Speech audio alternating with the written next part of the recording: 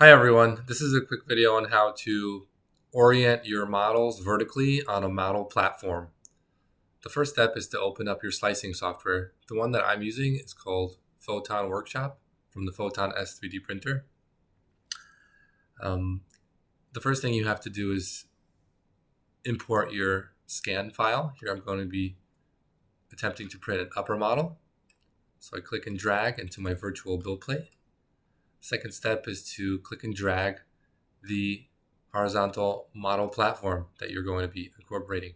And these model platforms I have downloaded from a website called Thingiverse, and this is from username VUTooth.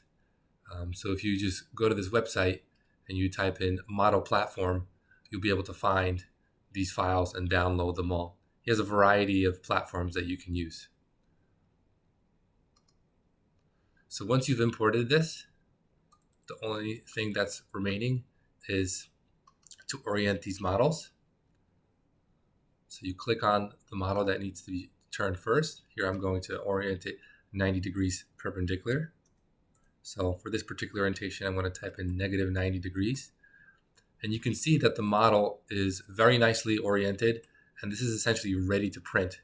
If for whatever reason this model was not exactly in the middle of the model platform, what you can do is simply select it again and move it to exactly where you need it. You could do the same thing with the model platform. So I just wanted to do that to show you that you can move that around. The key to having this print successfully is noticing and paying attention to the fact that the base of the model has to be integrated with the model platform. And the way that that happens is simply the model passes through and digitally integrates into the model platform. So when you go ahead and hit print, the software will recognize both of these separate STL files as one object, and they will print as one object. That's it. Thank you. Have a great day.